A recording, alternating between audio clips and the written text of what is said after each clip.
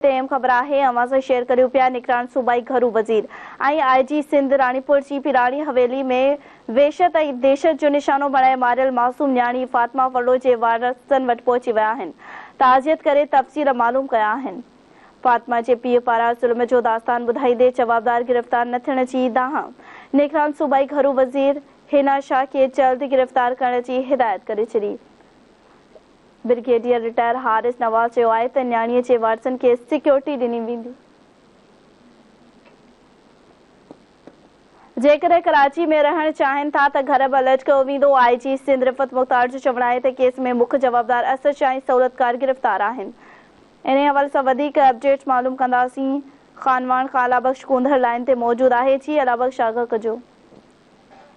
जी बिल्कुल जेका रानीपुर जे पिराणी हवेलीअ में तशद्दुद बाद बेदर्दीअ सां क़तूल कयल 10 वरहनि जी मासूम नींगरी फातिमा फड़ो जे वारसनि सां ताज़ियत करण लाइ सिंध जो निगरान घरू वज़ीर ब्रिगेडियर रिटायर हारिस नवाज़ ऐं आईजी सिंध रफ़त मुख़्तार अब्बासी खानवान भरिसां ॻोठ अली मोहन फड़ो में पहुता, जिते हिननि फातिमा फड़ो जे अमड़ शबाना फड़ो ऐं पीउ नदीम अलीअ सां ताज़ियत जो इज़हार कयो।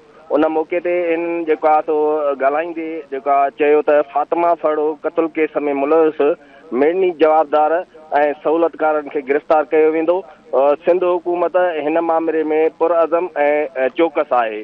मां तव्हांखे इहो ॿुधाईंदो हलां त कंहिं बि क़िस्म जो हुननि इहो बि चयो त कंहिं बि क़िस्म जो दबाव क़बूल न कयो वेंदो ऐं सिंध पुलिस जवाबदारनि जो घेरो तंग करे छॾियो आहे।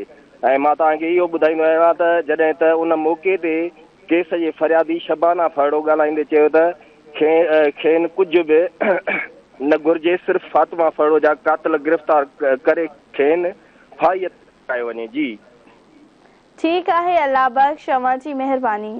नास्टी नाग कंदासीं अवां खे। ब्रिगेडियर रिटायर हारिस नवाज़ चयो आहे त न्याणी जे वारसनि खे सिक्योरिटी ॾिनी वई आहे। जेकॾहिं कराची में रहण चाहिनि त घर बि अलर्ट कयो वेंदो। आईजी सिंध रफ़त मुख़्तार जो चवणु आहे त केस में मुख्य जवाबदार असद शाह ऐं सहूलियतकार गिरफ़्तार आहिनि। बाक़ी जवाबदारनि जी गिरफ़्तारीअ लाइ छापा हया पिया वञनि। फातिमा जे खून सां इंसाफ़ ज़रूरु थींदो।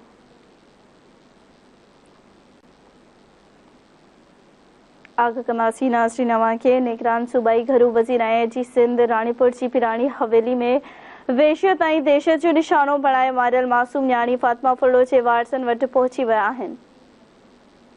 ताज़ियत करे तफ़सील मालूम कया। फातिमा जे पीउ पारां ज़ुल्म जी दास्तान ॿुधाईंदे जवाबदार गिरफ़्तार न थियण जी दांह ॾिनी आहे। इन हवाले सां वधीक अपडेट मालूम कंदासीं। रानीपुर खां जी ब्लाको लाइन ते मौजूद आहे। जी जी आगाह कजो। जी मां तव्हांखे ॿुधाईंदो हलां त रानीपुर जे पिराणी गादीअ में बेदर्दीअ सां वहशत ऐं दहशत जो निशानो बणियल फातिमा फड़ो जे घर अॼु सुबुह सां सिंध जो निगरान सूबाई घरू वज़ीर ब्रिगेडियर हारिस ऐं आईजी सिंध राजा रिफ़त मुख़्तियार पहुता आहिनि। आईजी ऐं होम मिनिस्टर वारसनि सां दुआ घुरी ऐं मुलाक़ात करे तफ़सील वरिता, जंहिंमें फातिमा फड़ो जे अमड़ ऐं फातिमा फड़ो जे पीउ ॿिन्ही घरू वज़ीर सां शिकायत कई त असां पुलिस जे कारकर्दगीअ मां मुतमिन न आहियूं। लोकल सतह जा SHOs असांखे केस तां हथु खणण लाइ दबाव विझी रहिया आहिनि त केस तां हथु खणो ऐं पुलिस फयाज़ शाह खे गिरफ़्तार करण खां पोइ आज़ादु कीअं कयो। उन जे शिकायत जो घरू वज़ीर नोटिस वठंदे आईजी सिंध ऐं DIG सखर खे हिदायत कई त फौरी तौर ते अहिड़नि SHOs ख़िलाफ़ कार्रवाई कई वञे। मां तव्हांखे ॿुधाईंदो वञा त फयाज़ शाह खे जॾहिं पुलिस DNA टेस्ट जे लाइ गंबट वठी आई त पोइ आज़ादु कीअं थियो। इन मामले जो बि घरू वज़ीर जांच जो हुकुम ॾिनो आहे त इहा जांच कई वञे ऐं हिन केस में जेका ॿिया जवाबदार भागोड़ा आहिनि उन्हनि खे बि फिलफोर गिरफ़्तार कयो वञे। उन मौक़े ते केस जे जांच officer SP CTD Abdul Quddus कलवड़ ऐं DIG सखर अब्दुल हमीद कोसो घरू वज़ीर ऐं IG खे केस मुतलिक़ ब्रीफिंग ॾिनी ऐं चयो त जल्द इंशाअल्लाह ताला में उमेद जेका ॿिया जवाबदार आहिनि उन्हनि खे कानून जी गिरफ़्त में आणींदासीं, कंहिंसां बि रिआयत न कंदासीं। छापनि जो सिलसिलो जारी आहे। अॼु जवाबदार असद शाह खे दहशतगर्दी जे अंत वारी अदालत खैरपुर में पेश करे रिमांड हासिल कयो वेंदो। जी ठीकु आहे, अजीब, अवां जी महिरबानी।